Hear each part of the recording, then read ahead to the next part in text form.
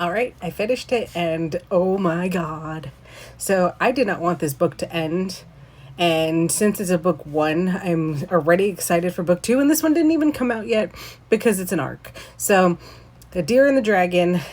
So, this book is about a woman who kind of spent her whole life seeing this entity.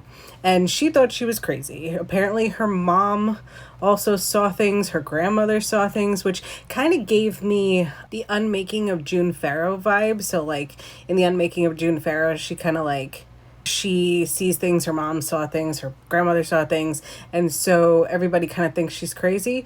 But this book, she saw things and she kind of like wanted to see it, but then after a certain point she didn't want to see it, and she was just like in love with this entity. So the spice in this book is there. So it's not like full on like craziness happening.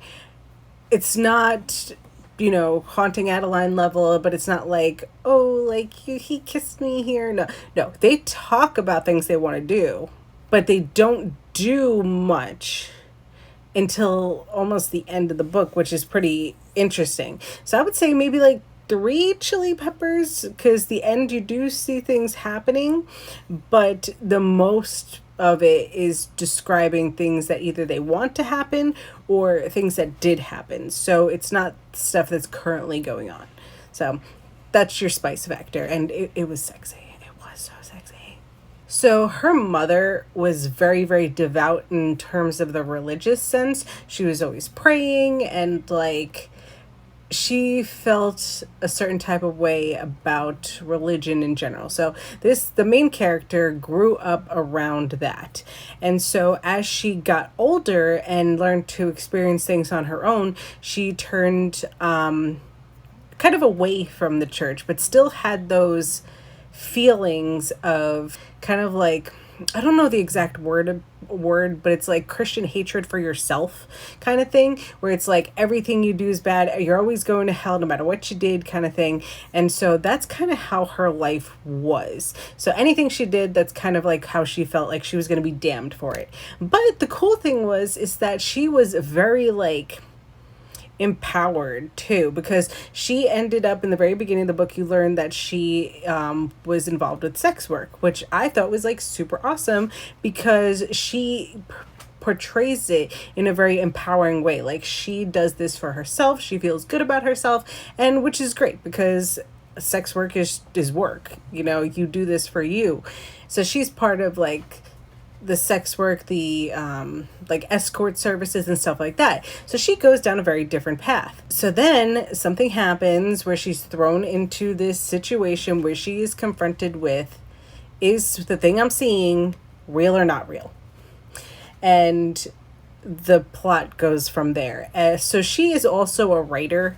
She's a folklore writer, which I think is kind of cool because it kind of follows the persona of the Piper CJ. So if you ever look at her content, she's very she has a degree in folklore and stuff like that. So the main character kind of follows that. It's the same sort of persona, which I think is really cool, because when you could model characters off of yourself, I think you get more out of it, because you're not like grasping for things to try to figure out and make up, because this is kind of you and your personality. So I thought that was really cool. The male main character was a very protective type, and you find out who he is down the road, and you meet new people, and the new people you meet turn out to be other entities. So this whole book is filled with demons and fae and angels and all these things that are real in this world, and this main character now has to figure out how to navigate that world, especially since she's thrown into it to a point where she has to go to different realms now. So I loved it. I thought it was really good. You're going down this journey to find a person. So that was kind of cool. And the end of it, you get to a point where something happens, and it kind of like ends there. You know that it's going to pick up somewhere.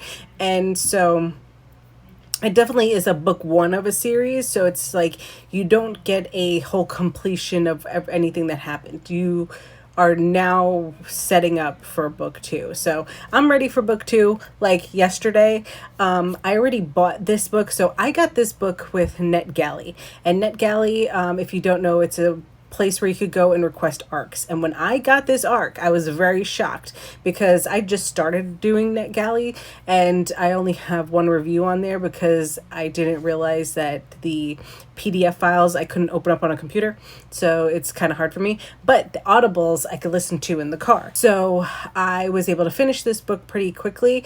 And I do have like 2 other books that I got, which I'm very excited about. But thank you to NetGalley for providing me with this book and this ARC copy of this Audible because I absolutely loved it. I loved it. I cannot wait. I already bought the special edition and with the sprayed edges, and this one says it's supposed to come with like overlays or some sort of art if it was still available. So we'll see what we get, and if we do get them, then I'll show them on here. So that's Piper CJ's book of The Deer and the Dragon.